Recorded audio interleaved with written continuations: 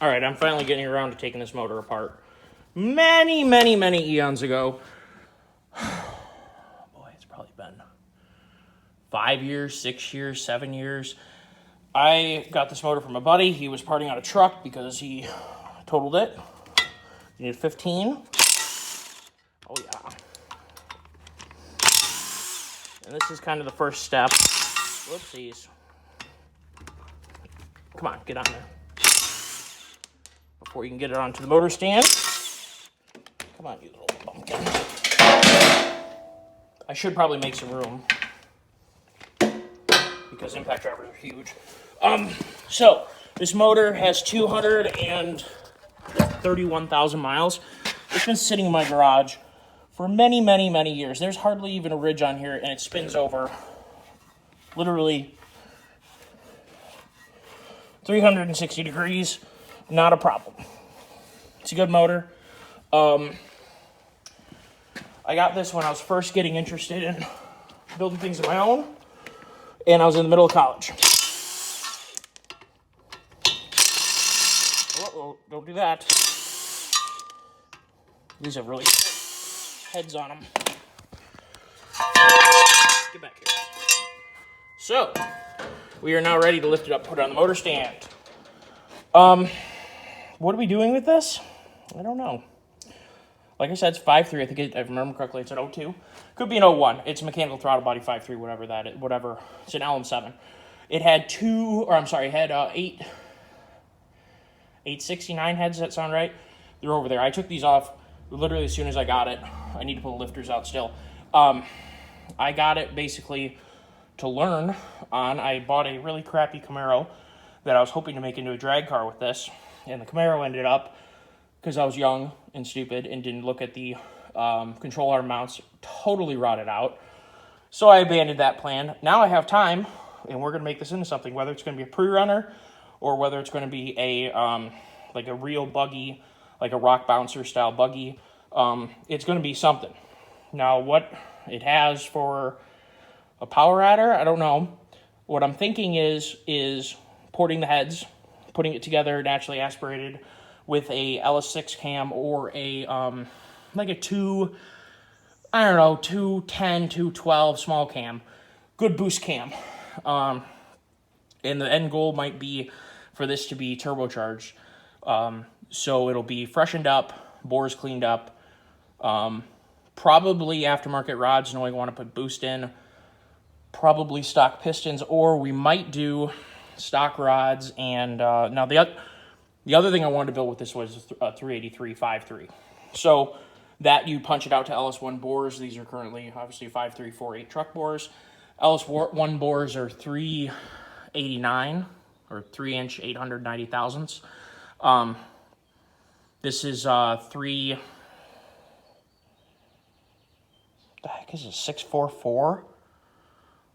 Whatever. They're smaller bores. Then a 4.8 is basically the same block, same everything, same bores, has shorter stroke crank and different rods. So, yeah, this is just a basic 5.3. I got it from my buddy. I knew the truck ran. He was parting out the truck. I wanted the motor and the harness, didn't want the trans.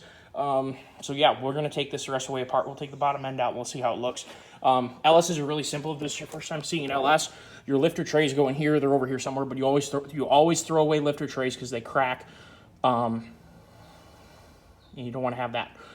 Just throw them away, get new ones. They're friggin' cheap. They bolt in with a single bolt right here. The lifters are down here, and they're probably a little bit... Oh, this one's sort of loose. I will see if I have one in here. I'm going to have to monkey with these because they've been in here a little while. And I did pour oil in the bores, so the bores are honestly... I mean, they're really good. This is just goo. I always poured oil in the bores. I took the motor apart... And then I realized that, I'm middle of college. I took 16 credit hours a term. My terms were 11 weeks long, including my exam week. So 10-week terms, I had a full, 14 credit hour ordeal. Kettering is really, really accelerated. So I didn't have time. And now we're going to have time. So we'll take you guys along with this. I think we're going to do... I really want to see what a 5.3 does with ported heads, with a small cam, so it's super streetable and naturally aspirated. What we might do is build this to see some RPMs, and if we put this in either a pre-runner or a pre-runner especially, zinging 8,000 RPMs, that'd be pretty fun. So we will see.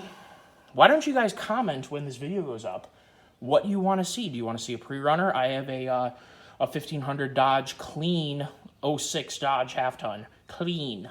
Like Florida, not rust. I mean, not even Florida. Arizona clean. Two-wheel drive. I'm not really doing anything with it. It could go in there with long travel suspension front and rear using either the stock Dodge axle, or we could put a Dana 60 in, full floater in the rear, or a Ford full floater, or a GM full floater, or a Dodge full floater. Or we could build up the Dodge rear end, or just see what it holds up to. Put big gears in it, back this with an ADE, or a Power Glide, which I have across the room here. Could put a Glide behind it. It's a 64 Glide from a 64 Chevelle. Could put a Glide behind it if we're not going to have overdrive. We could make a real friggin' zinger. I would love to build a zinger. So we could do ported heads in a bigger, obviously a huge cam. It'd be like a 246 or something, big cam, to zing this little puppy. We could do stock 5.3. You know, we could go 30 over on the bores. We could, aftermarket rods, stock crank, 30 over on the bores, forged pistons, like 12.5 to 1 compression, so you're making power up at 8. You know, we could do a full screamer. We could do a big inch torque monster naturally aspirated, like a 383 or a 364. If you do LS1 bores, you can use the stock 3622 crank, which is the stock crank for all LSs besides a 4.8 and besides an LS7. We could do that.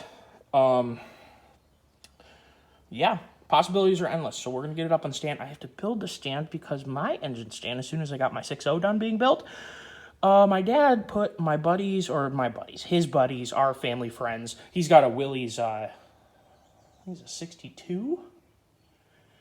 Whatever, it's like this Willys wagon thing. And it's got this, called a Hurricane. I think it's the same motors they put in power wagons and stuff back in the day. But it's an inline 6, or is it 4? I haven't really looked it over that much. But it's sitting on my engine stand, and I saw that when I was last at the shop. So I have a different engine stand to put this on. So we got to get the front accessory drive off. We got to get the oil pan off. We'll see what's going on the bottom end. This is a 27,000 mile motor, I think. I can ask him and follow up on it. I think it's somewhere around there. It ran great when it was in. It was tuned. It was a pretty hot tune. This thing would misfire if you put regular gas in. As you can see, there is no visible damage to any bores. I mean, obviously, rust. This will deck right off. That'll be no problem. This will deck right off when they deck the block. They'll deck, obviously, both sides. Probably a couple thousandths will clean this up. It looks a lot rougher than it really is. I mean, this is some really... Whoopsies. Come on, light. Maybe get out of the way here. I mean, it's fine. Trust me. This will be good. Do we make it a zinger? Do we make it a torque monster with 383 or a 364? Or do we make it a boosted engine? Could do a 5.3, could do a 364 or 383 boosted. Now, in a pre-runner, boost would be pretty cool. In a rock crawler, that sudden hit of torque might get a little antsy. But when I say I contemplated building a buggy, I'm thinking about building a full 2-chassis buggy on the channel with front and rear full floaters, really nice coilovers front and rear, like triangulated 4-link long arms, like a beast. 2-seater with enough room to put a cooler in the back so we can go wheeling. It would probably weigh 2,500 pounds. So if this thing made 500 horse, it would be scary. It'd be nasty, and probably would be some pretty decent gears, 488s with an Atlas.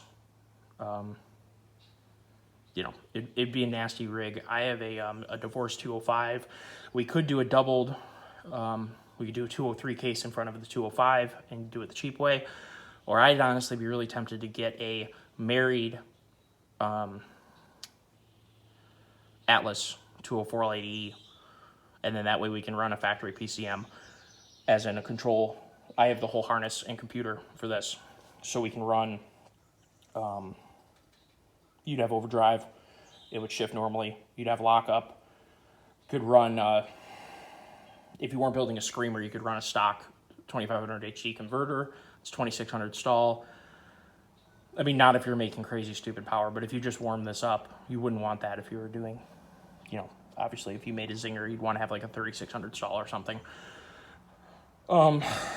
Yeah, but a torque monster, you just run a stock 6.0 converter, probably in such a light buggy. It'd probably have 40s, you know, or do we build a pre-runner and go quickly, in which case we could do a 5.3 with a piss ton of boost. We could build this like I was talking about with small cam in a lot of head flow, see how it runs, put a turbo on it. So why don't you guys decide pre-runner or rock buggy? I have a good bit of experience doing tube bending, tube welding. I mean, I passed all the SAE weld tests when I did Baja. So we can build some cool stuff. So why don't you guys comment and let me know what you think. We'll get this thing up in the stand. Well, here she is in all her glory. You know the phrase, if it fits, it chips. My phrase, if it works, it works.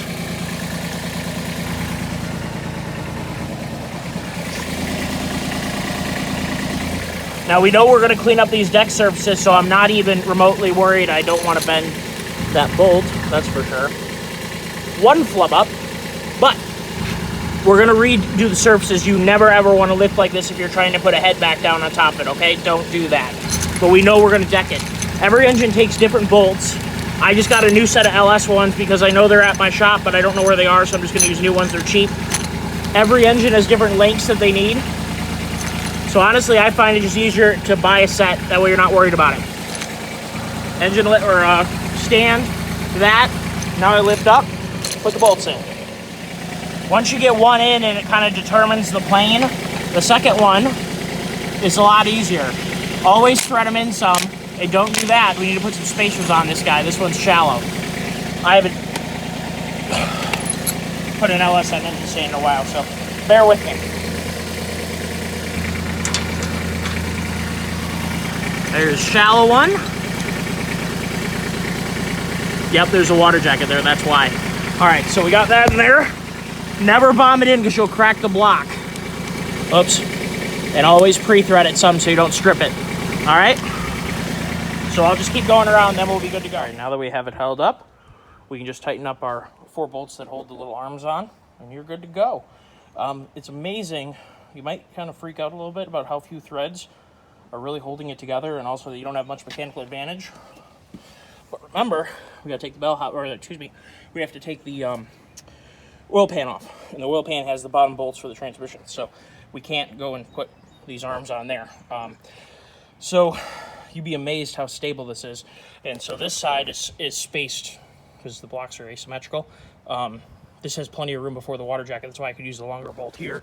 Down on the passenger side, that's shorter. Oops. See how that's a shorter distance? I had used a shorty there. So I use shorty bolts on 3 positions and a long one on 1. Now we go around and tighten up these just for double, triple sure. So you don't have the thing rocking back and forth when you're spinning it around, take the pistons out. And we'll be good to go to lower this down.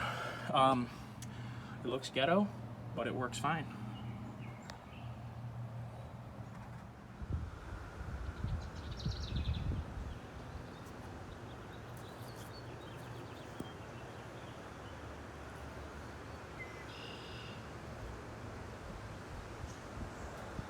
She has just a few metal shavings in her. That's the metal going onto the magnet on the tip of that.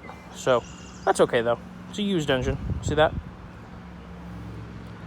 It happens. You're gonna shed bearing material. You're gonna shed ring material.